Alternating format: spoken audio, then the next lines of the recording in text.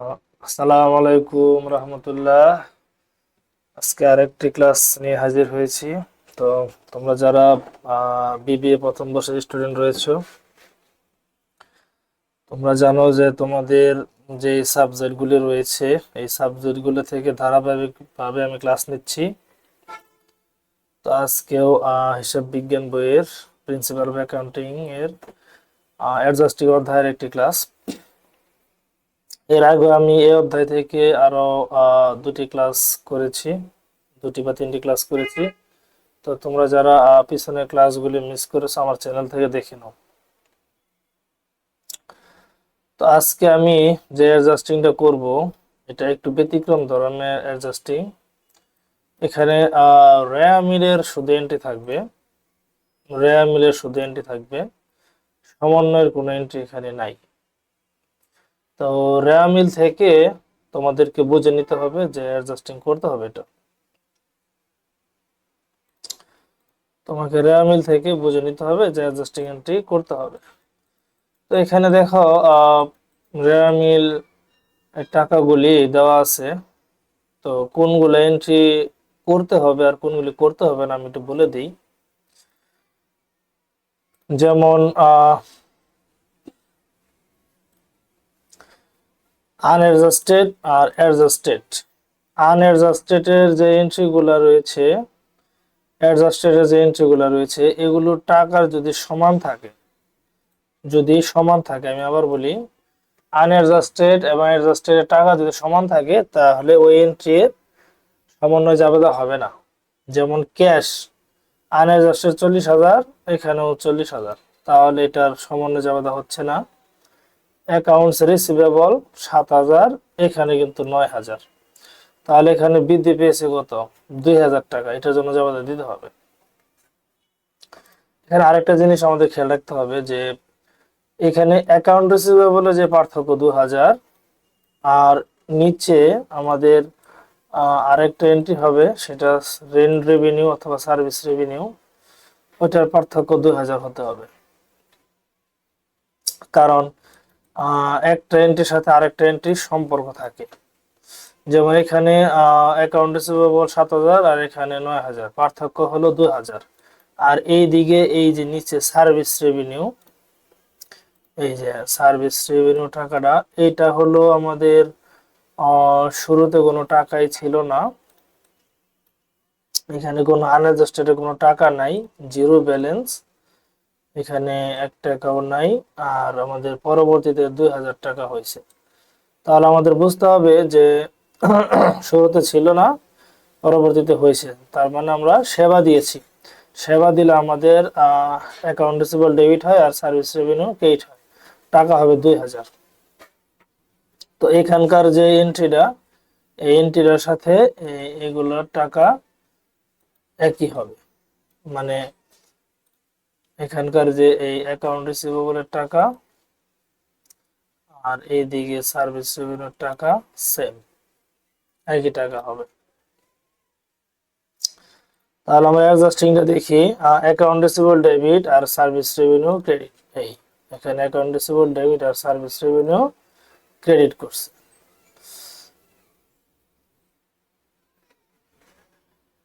আচ্ছা, এরপরে আমরা দ্বিতীয় এন্ট্রি দেখি। প্রিপেয়ার ইন্স্যুরেন্স 6,500, এখানে আমাদের 3,000। তো এখানে তো টাকা ডিফারেন্স আছে, এখানে 3,500 আর হলো 6,000, তাহলে আমাদের টাকা ডিফারেন্স হলো 3,500, 3,500 টাকা। আবার এইদিকে ইন্স্যুরেন্স আমাদের এন্ট্রি খুঁজতে হবে। এই যে ইন্স্যুরেন্স এক্সপেন্স, এখানে কোনো টাকাই নাই, এখানে কোনো টাকা নেই, জিরো। এখানে আছে 3500 টাকা, তার মানে আমাদের এখানে ডিফারেন্স 3500 টাকা, 3500 টাকা আমাদের জাবেদা দেখাতে হবে। তো এর জন্য খরচে জাবেদা হবে, কারণ র্যাম মিলে যেহেতু সম্পদ দেওয়া আছে 3500 টাকা, এই 3500 টাকা আমাদের ডিফারেন্স আর কি। 3500 টাকার জন্য জাবেদা হবে ইন্স্যুরেন্স ডেবিট আর প্রিপেয়ার ইন্স্যুরেন্স ক্রেডিট, এই ইন্স্যুরেন্স এক্সপেন্স ডেবিট আর প্রিপেড ইন্স্যুরেন্স ক্রেডিট, টাকা হবে 3500। আর এখানে এন্ট্রি নেওয়া মানে হলো পুরাটাই চলে আসছে। আচ্ছা, এখানে এই আমি একটু দেখা দিচ্ছি। এখানে এই যে ইন্স্যুরেন্স, এই প্রিপেড ইন্স্যুরেন্সের সাথে আমাদের এইখানে এটা মিলবে, এই ইন্স্যুরেন্স এক্সপেন্স, এটা আমাদের টাকা 3500। এরপরে সাপ্লাইজ এখানে আছে 5000, এখানে আছে 2000। তাহলে আমাদের এখানে বাড়ছে না কমছে? কমছে। সাপ্লাইজ কখন কমে? যখন খরচ হয়। এখানেও সাপ্লাইজ নামে একটা এন্ট্রি হয়েছে, সাপ্লাইজ এক্সপেন্স। এই সাপ্লাইজ এক্সপেন্স এখানকার 3000 আর ওখানকার যে 3000 পার্থক্য একই, একই টাকা। তাহলে আমাদের যাবে হবে সাপ্লাইজ এক্সপেন্স ডেবিট আর সাপ্লাইজ ক্রেডিট 3000 টাকা। এই সাপ্লাইজ ডেবিট আর সাপ্লাইজ এক্সপেন্স ক্রেডিট 3000 টাকা। এরপরে যে কাজটা করতে হবে, অ্যাকাউন্টস ইকুইপমেন্ট, এখানে 1 টাকা 60,000, এখানে 60,000, কোনো পার্থক্য নাই, তার মানে এটা যাবে হবে না। ডেপ্রিসিয়েশন এখানে টাকাই নাই, এখানে 1500 হয়েছে। এটার সাথে আমাদের মিলবে ডেপ্রিসিয়েশন, ডেপ্রিসিয়েশন এখানে নাই, এখানে হয়েছে, তার মানে আমাদের জাবাদা অবশ্যই জাবাদা দিতে হবে। ডেপ্রিসিয়েশন এক্সপেন্স ডেবিট আর accumulated depreciation credit, depreciation expense debit আর অ্যাকুমুলেটেড ডেপ্রিসিয়েশন ক্রেডিট। এরপরে নোটস পেয়েবল এখানে 30,000 30,000 সেম, যাওয়াতে হবে না। অ্যাকাউন্টস পেয়েবল 15,000 15,000 সেম, যাওয়াতে হবে না। স্যালারিস পেয়েবল 1 টাকাও নাই, কিন্তু এখানে 2000 আছে। তারপর স্যালারিসের সাথে স্যালারিস এক্সপেন্স নামে একটা এন্ট্রি মিলবে। এই যে স্যালারি এক্সপেন্স এখানে ছিল না, এখানে হয়েছে, তাহলে এখানেও 2000। আর এদিকে স্যালারিস পেয়েবল এখানেও 2000। তাহলে আমাদের এন্ট্রি হলো স্যালারি এক্সপেন্স ডেবিট আর স্যালারি পেয়েবল ক্রেডিট।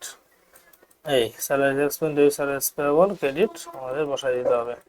এরপরে ডেপ্রিসিয়েশন এরপর আমাদের ইন্টারেস্ট পেয়েবল এখানে 1 টাকাও নাই, এখানে আছে। এটার সাথে আবার ইন্টারেস্ট এক্সপেন্স মিলবে, এই যে ইন্টারেস্ট এক্সপেন্স 1000। তাহলে এখানেও 1000, এই 1000 আর এখানেও 1000, এই হলো 1000। তাহলে আমাদের যাওয়া যাবে ইন্টারেস্ট এক্সপেন্স ডেবিট আর ইন্টারেস্ট পেয়েবল ক্রেডিট। এরপরে আরেকটা যে কাজ আছে সেটা হলো আনআর্নড রেভিনিউ। আনআর্নড রেভিনিউ এখানে 5500 আছে, এখানে 4000। তার মানে কমছে। কমে কখন? যখন আমাদের আয় হয়ে যায়। তাহলে আয় হইলে এইদিকে আমাদের রেন্ট রেভিনিউ নামে একটা এন্ট্রি খুঁজতে হবে। এই যে রেন্ট রেভিনিউ 1500 টাকা, এই রেন্ট রেভিনিউ 1500 টাকা আমাদের 1500 টাকা।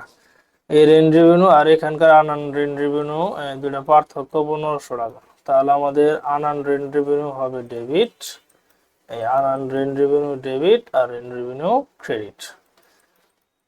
এই হলো আমাদের এন্ট্রি। আর যতগুলা এন্ট্রি রয়েছে ওগুলা আমাদের আর হবে না। কেন হবে না? কারণ ক্যাপিটাল এখানেও যা এখানেও তাই, ড্রয়িং এখানেও যা এখানেও তাই, আর এগুলা সবগুলি করে ফেলছি আমরা। উপরে থেকে করা আর নিচে থেকে করা একই কথা। তো এই হলো আমাদের আরো একটি অঙ্ক। তো তোমরা ক্লাসটি শেয়ার করবে, অবশ্যই লাইক কমেন্টস করবে। আর যদি ক্লাসটি ভালো লেগে থাকে বন্ধুদের অবশ্যই বলবে। ইনশাল্লাহ আগামী কোনো ক্লাসে আবার নতুন কোনো অধ্যায় নিয়ে হাজির হব। তো সে পর্যন্ত সবাই ভালো থাকবে।